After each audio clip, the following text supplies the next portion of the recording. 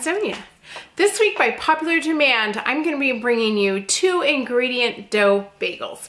After I posted 2-ingredient dough pretzels, everybody wanted to see the bagels, so this week, I'm bringing you what you wanted. I wanted to first just give you the recipes, so if you want to just screenshot it, depending on what social media platform you're on. The first one is for 12 bagels, and the second one's for 36. I also give you the recipe for self-rising flour. I didn't put any salt because on these bagels I actually put toppings, so I didn't need the salt for my self-rising flour. In this video, we are making a huge amount. So we are making the amount for 36 bagels. So in that bowl is 8 cups of flour, and then you are going to also need 6 cups of plain Greek yogurt. It has to be with no sweetener, no nothing in, just plain yogurt. So we're going to adding in our 4 tablespoons of baking powder.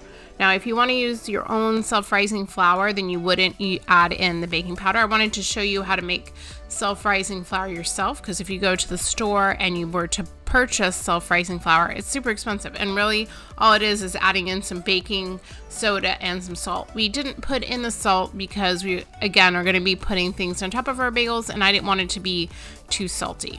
So after you mix your flour all together, you're going to be adding in your yogurt, and then we're just going to knead it. You could knead it by hand. We happen to have a big KitchenAid, so we just use that. Now if you're making the smaller batch of bagels, then you obviously could easily do this with smaller mixer, or you could do it by hand. It would be less to do. What you really need to know is the dough has to be worked, or it's not going to like puff up later and your bagels will be flat. I know, because the first time I made bagels, my bagels did not look like my husband's. He made them the second time when I was at home, and I was like, your bagels look so much different than mine. Tell me what I'm doing wrong. And it was because I didn't knead my dough long enough. So when you get your dough finished, you should be able to push it and it kind of springs back. On this day, this is a day we actually made bagels and pretzels at the same time. So if you love the pretzels, make the same dough, and you can do so much with this dough. We've made pretzels, we made bagels. I cannot believe how many things you can make with this dough, and if you're trying to cut your calories and add a little bit of protein in, I love this dough. You can do so much things with it. My new thing is calzones in my air fryer with it. I mean, you can make anything you can possibly dream of that you would do with like a normal dough. So he is just rolling it out and putting it into like a square because we made so many. You want to make sure that these are all about the same. So if you're not good at eyeing it, you could either use a ruler or you could measure them out on a kitchen scale. He was pretty good about making sure everything is even. Once you get them all cut out, and he did 36, you're just going to let them sit on your kitchen counter because they're going to actually like puff up, and you need the dough to rest just probably for about 10 to 20 minutes. You'll know it kind of puffs up a little. You'll see the difference. So then we're going to do bagels. Now I'm going to let you know these are not normal bagels. If you want me to show you how to make New York bagels, I can make a different video on this. This dough is completely different. So he wanted to show you how he formed them, because in order to get them to look like a bagel, this dough is actually pretty hard to do. So we just use the squares, and he's just poking his finger through and doing it, and then he just spinned it. Like, this is the craziest way to make bagels I've ever seen, but it worked out. This is not how you would make, again, a normal bagel. So if you're looking for a New York style bagel, I will make you a different video for that. So we're just flinging it around on our finger, and it actually stretched the dough quite well. And this is the other crazy part. What he did is he smashed it to make it look kind of like a normal bagel style. And I know you're like, it's going to be totally flat now, but it's not, because it's actually going to re-rise and go again, and it's going to puff up right as we are baking it and right before baking it. It puffs up more in the oven. Because when I made mine again the first time, they didn't look as great as his, and I was like, show me all your tricks.